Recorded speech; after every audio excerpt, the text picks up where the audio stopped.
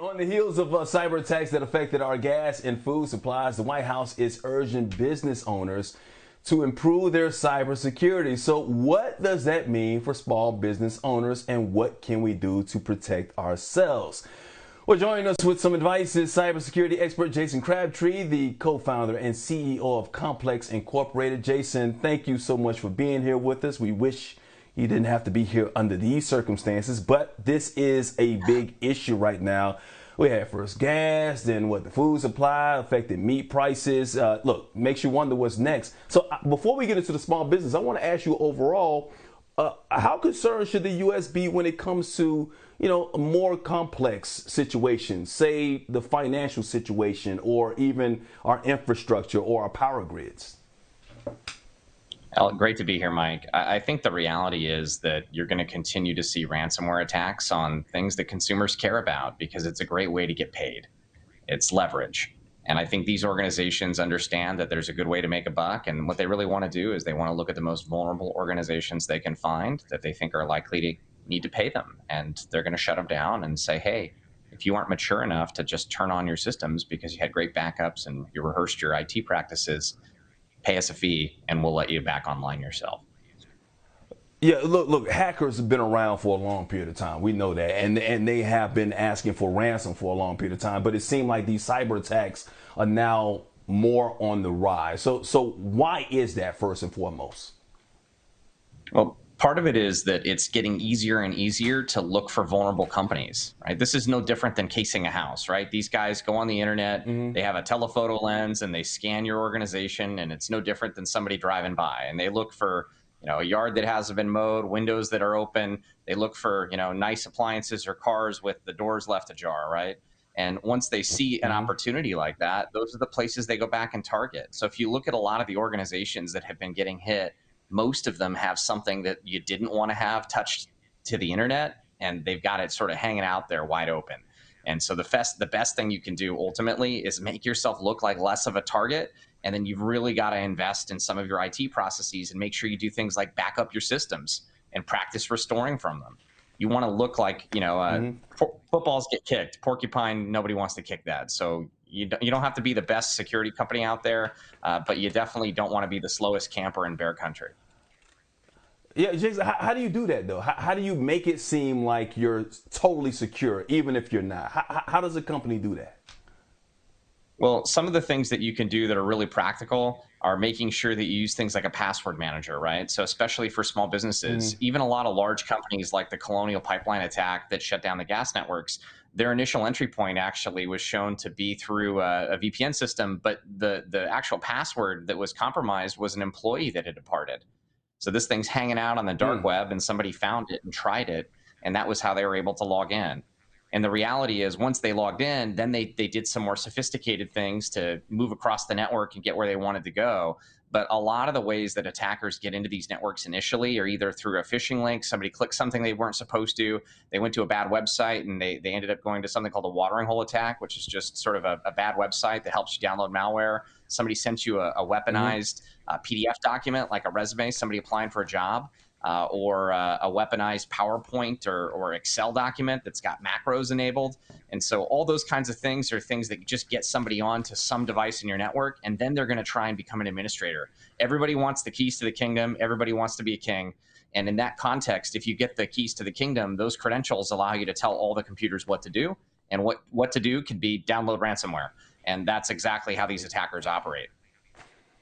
Yeah, Jason, I mean, we used to get these emails all the time about, hey, don't open certain emails. You even get them pop up every now and then. They give you warning signs. Do you really want to open up this email? So if I'm owning a company, I got a small company and I got a couple of employees, how can I assess how secure my company is when it comes to this situation? What do I need to do? Sure. So one of the things that you want to do is make sure every employee isn't an administrator, right? So talk to whoever does your IT, or if you don't know, this is worth spending a few dollars to talk to a local IT consultant and say, hey, do I have employees that have too many rights, right? And in cybersecurity, we sort of say you should have something called least privilege, which is just don't give people more access than they need to. Not everybody needs keys to the bank vault by themselves, right? So, in IT, the same principles apply. I think the other thing that you can do is you want to look at the outside of your organization. You want to drive by your own house and say, do I look like a target? and their solutions, and QOMPLX does this with a lot of really large businesses, but you want to look at the outside of your organization, and there's lots of services that are out there that can help you do that. But you'll hear people say, what's my external exposure, or what's my security posture? Well, that just basically says, do I look like a bank? Do I look like something that's actually hardened, or do I look like it's a good place to knock over? And I think that's two of the first things that you want to do. And the third thing is make sure that you're backing up your systems so that you have an alternative to paying a ransom. If you don't actually have any backups, or you're not backing up correctly or frequently, you may not have a choice. And I think that's something a lot of organizations learned the hard way. Been talking about small businesses in our break before, and now we're going to talk about our personal security online. And Jason, when it comes to these common mistakes, you talked about the things that small businesses do when they make these mistakes that allow these hackers to get in. What are some of the more common mistakes that we make personally with our digital identity? Yeah, Mike, one of the things that every consumer should do is they should be using a password manager, and they should go through all of their accounts to make sure that they actually are using a unique password in every single website that they use, and that they have multi-factor authentication set up. Even text-based authentication, which isn't quite as good as one of the downloadable apps, or a physical solution like a YubiKey, which you may hear out there, which is sort of like a physical token you plug into your computer. That's even better. But the reality is, if you even just have phone text set up, you're massively less likely to get breached. One of the things that I think about, especially as more folks, Jason, are starting to travel, they're getting excited to really hit the road. They're getting excited to be in hotels again, maybe cruise ships potentially, where you really don't get that Wi-Fi. But aside from the cruise ships, just travel in general. Could you talk a little bit about what folks need to be aware of when they're in airports? For example, should you never download an app while in the airport? Are there certain just do not do this? Well, so I'm a big believer that making sure that, again, passwords and multi-factor, the two most important things for every consumer, for every small business. If you haven't done those, do that first. Beyond that, make sure you have things that are backing up, and that includes your personal devices, right?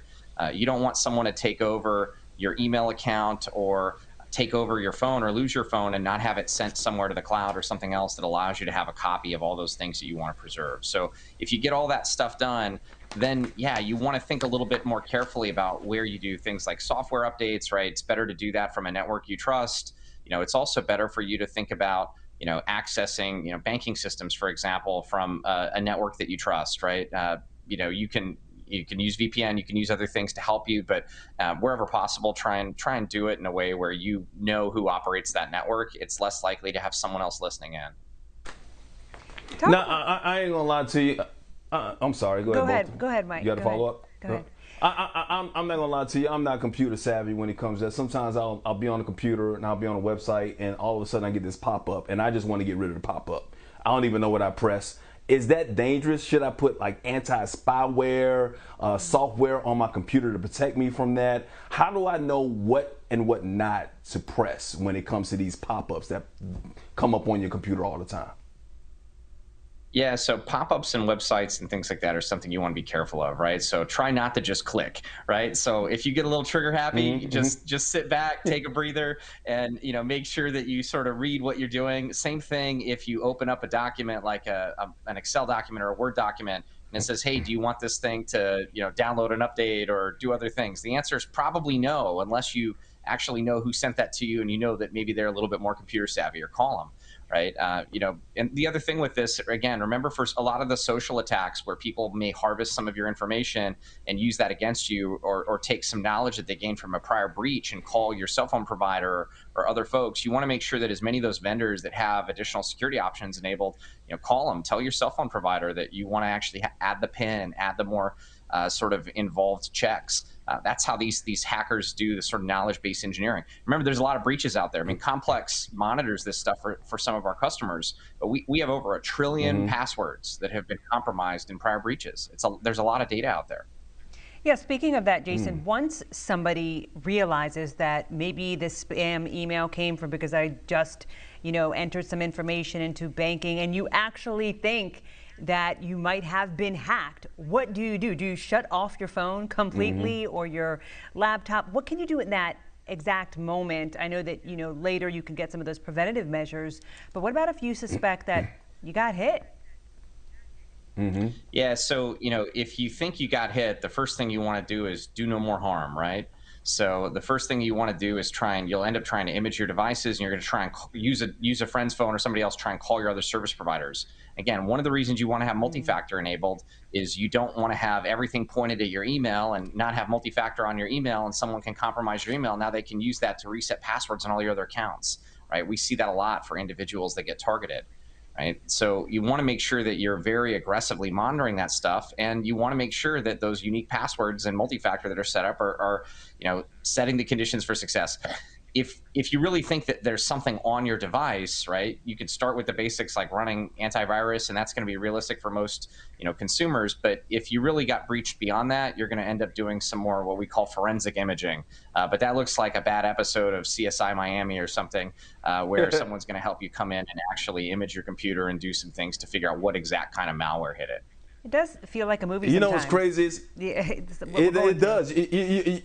I'm looking at it. Sometimes you see the text authentication and you say, man, that's a pain. I gotta get my phone and computer. But it all works out because you're really protecting yourself, and that's really good information. Before we let you go, this is part of what you go through personally, but also what financial institutions are doing as a whole, because we've seen all the cyberware attacks on all these corporations out there. Once again, financially, that's the main concern that I have with investment firms and your banks. What are banks doing when it comes to their security to ensure that nobody hacks into them, and instead of asking for money, just stealing money right out of the bank? Yeah, so we service some of the largest banks in the world, Mike, and we help them with some of this work. And I think the reality is a lot of big financial institutions have made a lot of investments in real-time monitoring, and not just at the perimeter, right? You don't want to just build a really high fence in the digital space. You also have to monitor what's going on inside. And so there is a lot that goes on to do that. I think a lot of the financial institutions are, frankly, far and away more mature than actually a lot of your healthcare providers and other sort of parts of your life. So one of the best things, again, to think about as a consumer is remember that your bank or your healthcare provider should never be calling you asking for sensitive information. So if you think that you get a phone call, and we see this with a lot of the social media scams and targets and other things, hang up, call an official number, and say, hey, I want to call you back and give you that stuff. If you just start responding by giving personal details to somebody, even if it looks like they know a lot that sounds really private, there's a good chance that it's not them, and you can really give them all the rest of what they need to compromise your identity or take over accounts. And that's something that's really important. And frankly, I think this is a big thing that banks are concerned about, because someone gives you a fake email address or they give you a fake website, and they try and get you to go to something that looks almost like the real thing.